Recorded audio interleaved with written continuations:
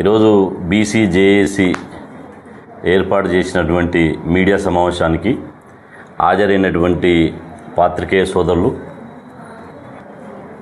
ఈ సమావేశానికి అధ్యక్షత వహిస్తున్నటువంటి పెద్దలు, బీసీ కుల సంఘాల జేఏసీ రాష్ట్ర చైర్మన్ అయినటువంటి అన్న కుందారం గణేశాచారి గారికి, BC JAC working chairman Gujja Kishtanna గారికి, బీసీ సంక్షేమ, ముఖ్యంగా ఈరోజు యొక్క మీడియా సమావేశం యొక్క ప్రధాన ఉద్దేశం, అసెంబ్లీ సమావేశాలు నిన్నటితో ముగిసినాయి. కాంగ్రెస్ పార్టీ అధికారంలోకి వచ్చిన తర్వాత ముచ్చటగా మూడోసారి బడ్జెట్ ప్రవేశపెట్టింది. ఈ బడ్జెట్ ప్రవేశపెట్టిన సందర్భంగా ఈ నెల మార్చి 16వ తేదీ నుంచి మార్చి 30వ తేదీ వరకు సుమారు 16 రోజుల పాటు అసెంబ్లీ సమావేశాలు ఉంటే 10 రోజుల పాటు అసెంబ్లీ సమావేశాలు జరిగినాయి. ఈ 10 రోజుల పాటు అసెంబ్లీ సమావేశాల్లో రాష్ట్రంలోని కోట్లాది మంది ప్రజల ఆకాంక్షలకు అనుగుణంగా అసెంబ్లీలో చర్చ జరుగుతుందని చెప్పి అందరం భావించినాం. దగాపడ్డటువంటి వర్గాలకు న్యాయం జరుగుతుందని చెప్పి భావించినాం. గొంతులేని బీసీలకు ఇవాళ అసెంబ్లీలో చర్చ జరుగుతుందని మేము భావించినాం. అసెంబ్లీ బీసీలకు ఒక పరిష్కారం చూపిస్తుందని మేము భావించినాం. ఇవాళ కాంగ్రెస్ పార్టీ అధికారంలోకి రాకముందు కామారెడ్డి బీసీ డిక్లరేషన్ పేరుతోటి, ఇది BC declaration, Kamareddy BC declaration పేరుతోటి ఇవాళ ఇంతకుముందు మా మిత్రులు చెప్పినట్టు కర్ణాటక ముఖ్యమంత్రి సిద్దిరామయ్య గారిని తీసుకొచ్చి కామారెడ్డి బీసీ డిక్లరేషన్ పేరుతోటి ఈ డిక్లరేషన్ విడుదల చేశారు. ఈ కామారెడ్డి డిక్లరేషన్ మీద మూడవసారి బడ్జెట్ సమావేశంలో చర్చ జరిగి ఒక పరిష్కారం దొరుకుతుంది, బీసీలకు న్యాయం జరుగుతుందని చెప్పి మేము ఆశించినాం. కానీ ఆశించిన బీసీలకి అసెంబ్లీ సమావేశాల్లో భంగపాటు జరిగింది. ఈ అసెంబ్లీ సమావేశాలు బీసీలకు తీవ్రని నిరాశ మిగిల్చాయి.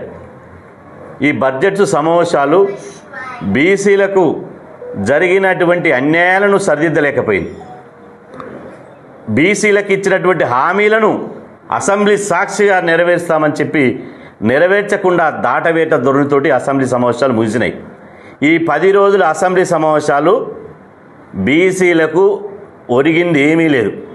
ఈ అసెంబ్లీ సమావేశం వల్ల బీసీలకు నయా పైసా, బీసీలకు ఒరిగింది ఏమీ లేదు.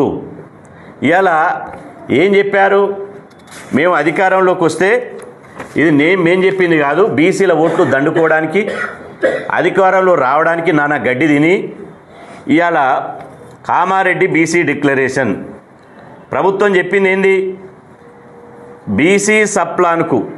బీసీ సప్లాన్కు తగినన్ని నిధులు మంజూరు చేసేందుకు మొదటి అసెంబ్లీ సెషన్లోనే చట్టబద్ధమైన హోదాతో మహాత్మా జ్యోతిరావు పూలే బీసీ సప్లాను ఏర్పాటు చేస్తాం.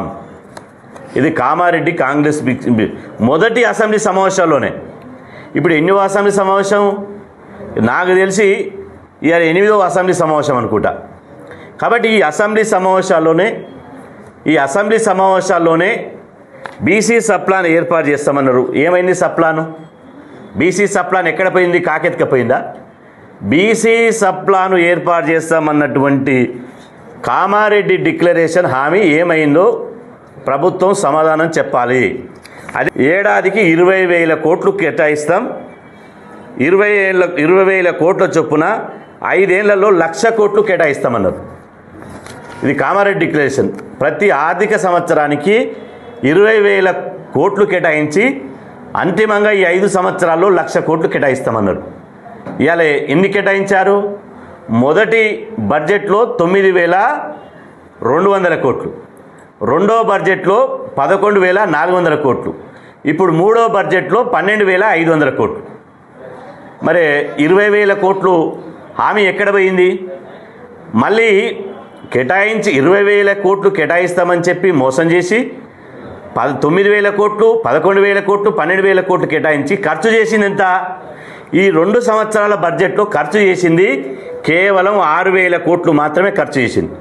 అంటే ఇవాళ 9, 11, 20,000 కోట్లు 2 సంవత్సరాలకు కలిసి 20,000 కోట్లు కేటాయిస్తే అందులో కేటాయించింది కేవలం 25 నుంచి 30% మాత్రమే. కాంగ్రెస్ ప్రభుత్వం అధికారంలోకి వచ్చిన తర్వాత 2 బడ్జెట్లో బీసీలకు ఖర్చు చేసింది 25% నుంచి 30%.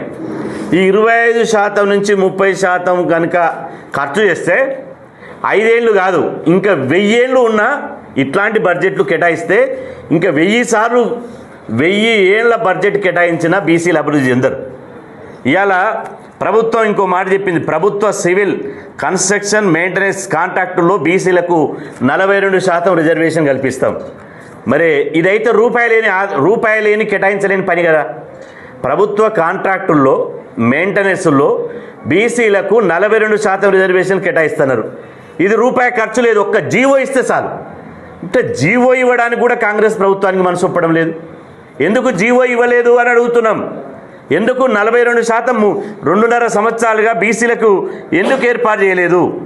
ఎంబీసీ 4వది ఎంబీసీ కులాల అభివృద్ధిని పర్యవేక్షించేందుకు ప్రత్యేక ఎంబీసీ సంక్షేమ శాఖ మంత్రిత్వ శాఖను ఏర్పాటు చేస్తున్నారు. ఎక్కడ పోయింది ఎంబీసీ మంత్రిత్వ శాఖ? ఎక్కడ పోయింది? అదేవిధంగా అన్ని బీసీ కులాల సమగ్రాభివృద్ధికి కార్పొరేషన్లు ఏర్పాటు చేసి బీసీ యువత చిరు వ్యాపారాలు నిర్వహించుకునేందుకు మరియు ఉన్నత విద్య కోసం 10 లక్షల వరకు పూచికత్తు లేని వడ్డీ లేని రుణాలు ఇస్తామన్నారు. బీసీలు స్వయం ఉపాధి పొందడానికి ప్రతి కులానికి కార్పొరేషన్, ఫెడరేషన్లు కాదు, ప్రతి కులానికి కార్పొరేషన్లు ఏర్పాటు చేసి ప్రతి కుటుంబానికి వడ్డీ లేకుండా 100% సబ్సిడీతోటి 10 లక్షల రూపాయలు కేటాయిస్తామన్నారు. ఎందుకు కేటాయించలే? ఎవడు అడ్డుపడ్డాడు మిమ్మల్ని కేటాయించకుండా? అదేవిధంగా అన్ని జిల్లా కేంద్రాల్లో 50 కోట్లతో convention hall, press club, study circle, library, క్యాంటీన్లతో కూడిన ప్రొఫెసర్ జయశంకర్ బీసీ ఐక్యతా భవనాలు జిల్లా బీసీ సంక్షేమ సంఘం బీసీ సంక్షేమ కార్యాలయంలో ఏర్పాటు. హైదరాబాద్లో ఏర్పాటు చేస్తాం, ప్రతి జిల్లాల్లో ప్రొఫెసర్ జయశంకర్ గారి పేరు మీద ఐక్యతా భవనాలు ఏర్పాటు చేస్తున్నారు. మరి ఏమైంది? ఎందుకు ఏర్పాటు చేయాలి? ఎవరు అడ్డుకున్నారు? అదేవిధంగా ప్రతి మండలంలో నవోదయ విద్యాలయాలతో సమానంగా బీసీలకు ఒక కొత్త గురుకులం, ప్రతి జిల్లాల్లో ఒక కొత్త డిగ్రీ కళాశాల. అంటే 536 మండలాలు ఉన్నాయి. 536 మండలాలు. 536 మండలాల్లో 536 గురుకులాలు ఏర్పాటు చేయాలి కదా. 5 కూడా ఏర్పాటు చేయలేదే. 536 ఏర్పాటు చేస్తామన్నారు, 5 గురుకులాలు కూడా ఏర్పాటు చేయలేదు. గత ప్రభుత్వం ఏర్పాటు చేసిన గురుకులాలే. మరి ఎవడు అడ్డుకున్నాడు దీన్ని? అంటే ఎంత మోసం చేసినట్టు బీసీలను. 3 లక్షల కంటే తక్కువ